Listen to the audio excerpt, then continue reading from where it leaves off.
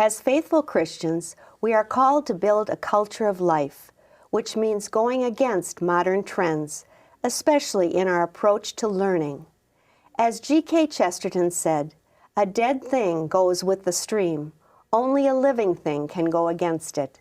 Stay with us. Catholic Parents Online is next.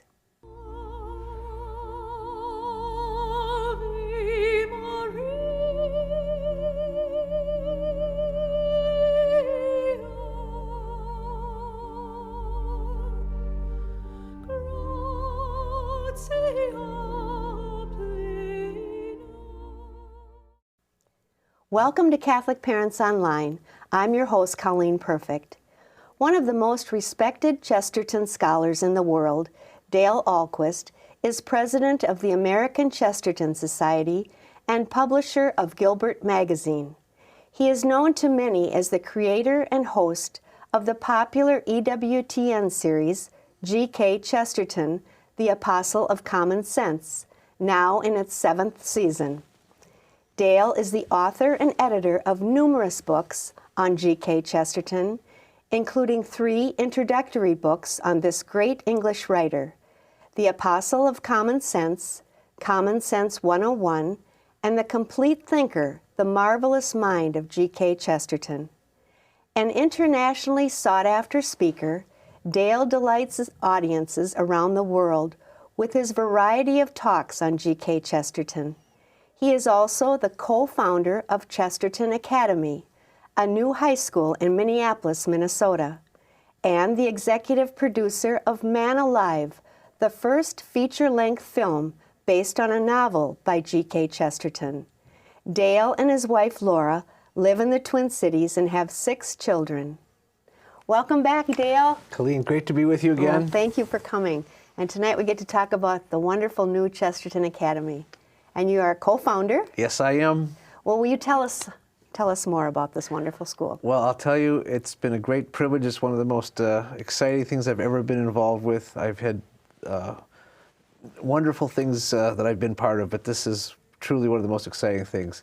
You did introduce me as co-founder, and I do want to acknowledge the other co-founder, Tom Bankston. Okay. He and I started the school together, but there were several people involved, and it sort of got hatched over a discussion of where are we going to send our kids to high school. Wow. And so this is a truly a lay initiative where we said, well, let's just start a high school. How hard could it be? Good for you. And thankfully, God not only blessed us for doing this, but also blessed us by not letting us know how hard it was going to be. Because if we had any idea, we certainly, it's good that we didn't know any better. Right, right. And so our innocence was certainly rewarded. But the idea behind Chesterton Academy is it's a high school, grades 9 through 12.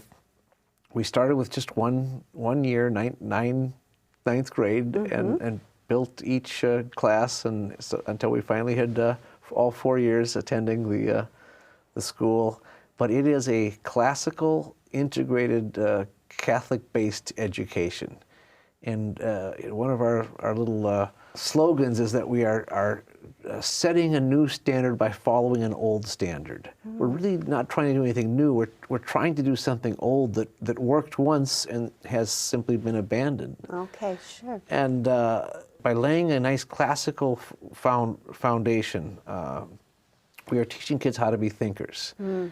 And by teaching the faith, we're hopefully teaching them to be saints, and we're also teaching them to be good citizens. We're trying to transform the culture from within, from a grassroots level, because our kids are going forth with great preparation for anything they're going to face. So to try to explain the philosophy of the school. When you say integrated. Integrated. What does that mean, Dale? Let's explain Maybe that. You're going to talk about that. That's a good word to explain. I think one of the main problems with so many of our schools today is that they are fragmented. We have a very compartmentalized approach to teaching that separates everything from everything else. G.K. Chesterton warned about this type of thinking 100 years ago, where he says the world has become one wild divorce court because everything is separated from everything else, and people don't see how disciplines and ideas fit together anymore. They become specialized as quickly as possible, and so they don't get a complete picture of things. And we are right away putting kids in, if they show any inclination towards math and science, that's where we push them. That's right. If they show an inclination towards the humanities, they stop learning the math and the science, and off they go. And they're absolutely cheated in getting both disciplines. The arts have been totally left out of most required curriculums. It's if a kid wants to take art, well then certainly they can take art. We require art at Chesterton Academy. Oh, good. 4 years of it. They have to learn how to draw and paint and understand the history of art and why the visual arts are so important, why that whole part of the brain has to be developed, and how it connects to science. And I always have gone through life thinking either you can be an artist or you can't. But you either have it or you don't. But you're saying it's something that's there. It's a skill. Can always be developed. Yeah, there's certain people certainly have artistic gifts and talents, yes. But everybody can learn the skill of drawing, of taking this object and drawing it so that it looks like that object. Okay, sure, yeah. Not whatever, I want to draw whatever I feel. No, I want to draw this. I want to draw this cup, this bust, this portrait. I'm going to make it look like that when I'm done. And that is a skill that everybody can learn. Sure. It's a skill that's been taught for centuries.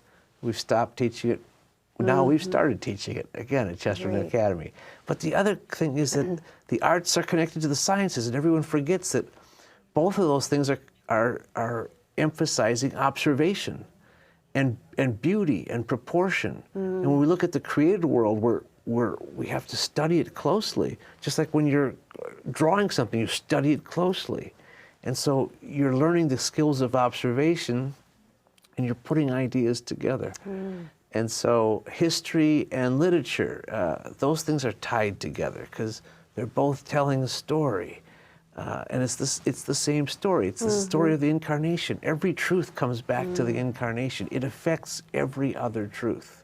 Wow. And we start with a philosophy, 9th grade. The kids start learning the basic Greek and the Greek philosophers, so that they learn about Socrates, Plato, then Aristotle, really the key thinkers that help build Western civilization.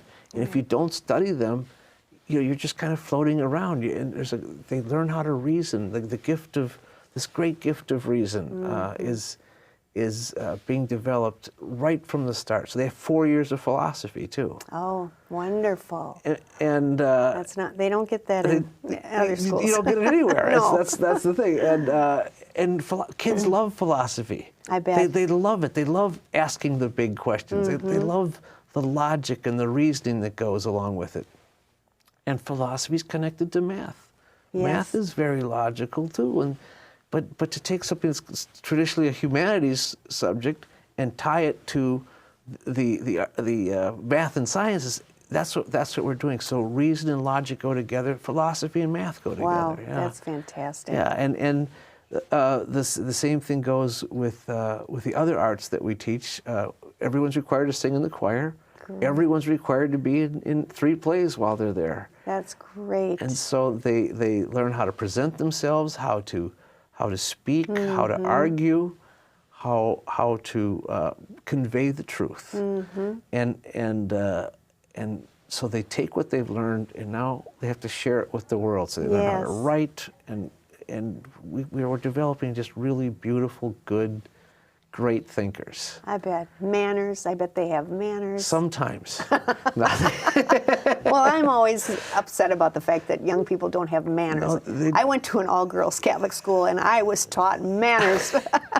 It's true that, but the way we conduct the day, we're always emphasizing that it all fits together. That's that integrated thing. That's it all wonderful. fits together. So your behavior affects your learning, and that's part of it. Yeah. That's great. Well, can you tell me a typical day, how a typical day would go at Chesterton Academy? Well, the day begins with Mass. We have daily Mass. That's the best way. It is the best way. Oh, wonderful, Dale. And we're really one of the only high schools in the country that has daily Mass. And we used to, when I was in grade school, we went to Mass every day. It's so fundamental. It and is. What better way to start the day? Of course. There just isn't. And so they have that great privilege. And we meet at a Catholic church, at Holy Family Catholic Church. Then we bus the kids to the school, which is about 5 miles away. So the parents bring the kids. The parents bring the school, and attendance is taken at Mass. So the day begins. It's required. Day begins at church at Mass. Great. That's where the parents drop off the kids, and then we bus them to the school. That's great. And we have, instead of hour periods, we have 45-minute periods because we have such a full schedule. Oh, okay. And so they're taking about 12 courses at one semester. Really? Yeah. And so some courses are 4 days a week, some are 3 days a week, some are 5 days a week. Okay. And the schedule is like a jigsaw puzzle. It is. Yeah, but because they have the math and science, and it'll be we start with ninth grade is the first science is looking up at the sky. We start with astronomy. That's the very first thing why we started being able to measure the Earth, which was and geometry, geology. Those heavens and the earth, and then biology, 10th grade, chemistry, 11th grade, and physics, 12th grade. And we have developing math along with that every year. The history and the philosophy and the literature and the theology are all integrated in that we start with the ancients and move through the 4 years towards the moderns. So when they're studying ancient philosophy, they're also studying ancient literature. So they're reading Homer, the Iliad and the Odyssey, and the Aeneid of Virgil, along when they're studying the Greek and Roman philosophers and the Old Testament. And then when they move to the New Testament in the early church, they start studying that literature and those saints along with it. Do you find the kids really eat this up? Do they love it? Do they? I think the response of the kids has been absolutely fantastic because they are getting such a variety of things. Yeah. And if the classes are only 45 minutes long, it's it's moving quickly. Exactly. Yeah. The day moves very fast, and there's a great social culture that has developed among the kids. They feel like it's a family. They are devoted to each other, which is a wonderful experience. So they have a sense of ownership of the school, and a sense of obligation to each other, and they take care of each other. And of course, doing a play together is my wife, who's the director of the plays.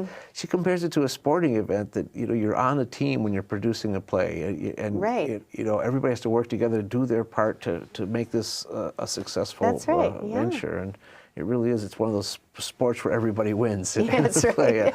And we do have sports, but the thing about our sports program is that it's completely parent-run and it's all volunteer. So none of the tuition money goes into sports. So that's one of the great ways we keep the costs down. I bet that's fun too. Yeah. It's more relaxed, not so high pressure. Exactly. It's a game, which is actually what sports are supposed to be. A game.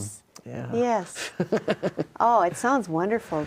It is wonderful. We're really blessed by it. Yeah. Yeah. So you've been in operation for this is your 5th year? Yeah, we're in our 5th year right now, so we've had all the grades are there. Yeah, we technically had our first graduating class 2 years ago, which was just 2 students who had been taking really the curriculum right below them, but they were at higher grades. So then last year we had 11 graduates. Oh, wonderful. Yeah.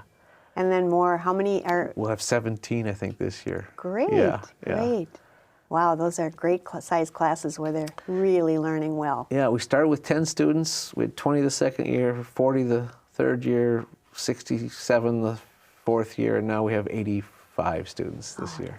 That's wonderful. Yeah. And your new facility is working out really well. Yes, we're renting from a Christian Reformed church, and we have their education wing. It's great, big, beautiful classrooms, a gymnasium, and really a lovely setting. And it's in Edina, near 50th in France. Oh, okay. Yeah. So is that far from the church then? No, it's less than a 10-minute bus ride. So come right down 100. No problem. Yeah. And you have kids coming from far away? Yes, our if you look at the map of where the kids are coming, they're coming from the far west and the far east, as far away as Oakdale on the east side and Inver Grove Heights. Really? But they're also coming from Rogers and Corcoran and on the west side. Yeah. And it's just, I'm sure, going to build and just. You know, It'll all work out. it's so much has happened just by word of mouth and by the grace of God. They've come for different reasons, you know, we are offering an alternative that just simply isn't available anywhere else, and that's what people are drawn to. Oh, definitely. Yeah. Well, Dale, how do you keep your tuition so low? That's a big question. Well, you know, that's one of the things, Colleen. The tuition is low. Our tuition is less than half of 70% of the private high schools in the Twin Cities. So it can be done. It can be done. With great education. And you know what? There's several reasons why we're able to do it. But one of the biggest reasons is that a lot of money is wasted in education. Yes. And we for sure. we account for every penny and how it's spent. And we make every dollar go as far as we possibly can. And so there's no fluff in that tuition.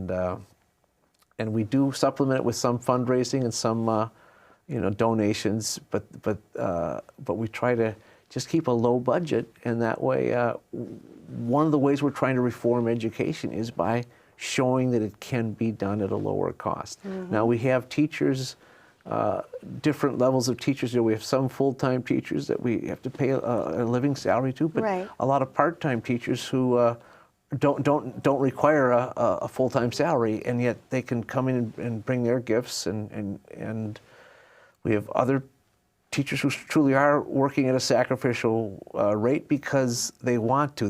They believe in it, and they're able to for one reason or another. And then we also rely really greatly on parent volunteers to help in many ways with office help and other ways that parents who are sending their kids there knowing that they're getting a very good bang for their buck are also participating in helping make it possible, make it affordable for everybody. Oh, yeah. I bet they're eager to do that. Yeah, absolutely. And, you know, it really was one of the founding principles that Tom Banks and I wanted, because we wanted a very pro-life high school. In fact, the motto of the school is Cultura Vitae, culture of life. Oh, okay. Oh, wonderful. I'm glad you said that. Yeah, and Tom and I, we realized you can't have a pro-family, pro-life high school and charge a tuition to large families that bankrupts them. That's right. Exactly. You have to have a pro-life tuition. Yes. Oh, that's wonderful to hear, Dale. That's all. That says it all. Well, I'm really, really happy that we're able to do this, and I hope other people will start following this model. That's really our goal. I hope so too. Yeah. Dale, I watched a TV show with you and Father Mitch Pacwa on EWTN, and you had a great discussion about the school, and you were talking about the danger of some of the schools that bring the environment into it quite a bit and have events like Earth Day and all that. And I love the quote that you had, G.K. Chesterton had about. Could you remind me of what? Oh yeah, Chesterton says that nature is not our mother, nature is our sister, because we both have the same father. Yes. And he kind of changes the whole perspective of what the world is doing towards nature. They're starting to worship nature and starting to kind of put the earth itself on a higher level than human beings. And we forget that the earth and human beings are our fellow creatures of the Creator. And if you look at nature really as the creation, Chesterton says that's a wiser way to look at it, that God has created it. And we are privileged to be part of that creation. And when you take care of the earth, you're doing it not for the earth's sake, but for your neighbor's sake. Right. It's a way you love God by honoring what He's created, but you also love your neighbor by taking care of the environment, because your neighbor has to share that environment. Right. So if we follow that Christian teaching, we'll take care of the earth.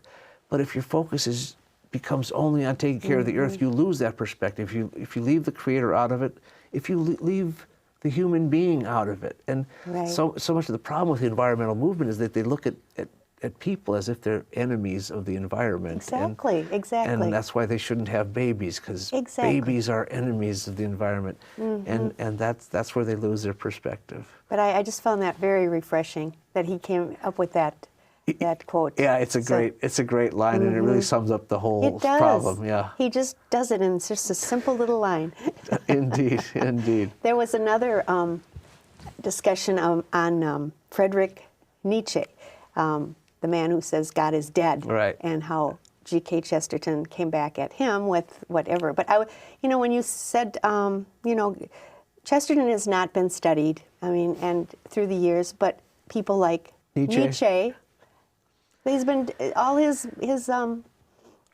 he's been studied in a lot of schools for years. Well, we did a whole episode on Nietzsche in one of our episodes on EWTN on the Apostle of Common Sense on my series, and one of the points we made in that is that you have this really poisonous philosopher, Nietzsche, and he kind of represents the whole degradation of modern philosophy, and very influenced by Darwin, because the idea is that we're going to evolve to a higher level of human being that doesn't need God, basically, because evolution is one of the things we have to evolve out of, and that's why God is dead. And people ate this up starting in the late 19th century, these German philosophers, and people forget that there's a direct line from Nietzsche to the Nazis. The Superman, the Übermensch, was this higher level of evolved human beings. Well, Hitler considered the Germans that, and he based his ideas on Nietzsche, and the West recognized the great evil of Hitler and fought and defeated him. The great irony is that the German professors all left Germany and came to America and kept teaching Nietzsche. And so Nietzsche just infected our college campuses after World War II. And in the 1960s, he was certainly all the rage. And that's when they stopped reading the great Catholic thinkers of Western civilization, and they also stopped reading G.K. Chesterton at exactly the same time. In the 60s, that was? Yeah. Started in the 50s and 60s and 70s. And so that's the great irony, is that Nietzsche is really truly a poisonous philosopher, destructive to everything that Western culture is about, was being taught. But the great Western thinkers, really epitomized by someone like G.K. Chesterton, stopped being taught. Yeah. And Chesterton is in every way the antidote to Nietzsche. Oh, of course. Yeah. Yes. Yeah. Well, thank you for bringing him back. Oh, thank you, Colleen. It's so needed, especially in this world we're living in now. So tell me now, if I would like to go back to school and go to Chesterton Academy, is that possible? Well, yeah, a lot of parents have expressed the same thing. I'd love to take those classes. Yeah, why? And in fact, when we were creating the curriculum, my wife and I said it'd be fun to really go to this high school and sit in the class. Yeah, but we decided, well, let's make it possible. So we have created an adult learning program at Chesterton Academy. We're starting to call it Chesterton University. That's wonderful. And we'll be teaching basically an evening course of some of the same courses that are being taught in the school. So a chance to learn about Dante or Homer or maybe even G.K. Chesterton. Oh, that's fantastic. I see it going hand in hand with, how the catechesis in the church, it's been gone to the wayside for the last, 3 generations. And I see, and there's now an upswing, like the Pope John Paul II said, we have a springtime coming. That, along with this type of education, can build our culture. Well, yeah, and the great fulfillment that we represent of what Vatican II wanted was lay initiatives, and that's what we've done, because we have to educate our children. There's a need here, and it's someone has missed the ball at some point along the way, and our whole society is feeling the result of what's happening in modern education, and now there's a new generation not only discovering the great truths of our civilization, but they're rediscovering the faith. And that's very exciting, and to see how faith and reason go together. Exactly. Well, thank you so much, Dale. Honestly, this has been so great, and I'm so excited to get the news out about Chesterton Academy. It's a school, one of a kind, really. Well, it sounds like. and we want it to be many of a kind. We just had a great blessing. We were just named one of the top 50 Catholic high schools in the country. And I'll tell you, after only 4 years of being in operation, that was a huge feeling of achievement for what we've, just affirmation of what we're doing. That was by the Cardinal Newman Society. And they had sent you a questionnaire and asked you questions, and they just... Yeah, it was very, very complicated and rigorous questionnaire process. One of the great ironies... Because they would be. They're very... Yeah, one of the great ironies is they asked how often you have Mass, and daily wasn't one of the options on there. Oh. And so we had to put other and explain that it was daily. Really? Yeah. Wow, that was great. So that kind of shows that there aren't many schools that have daily Mass. So Congratulations on what you've done. Yeah.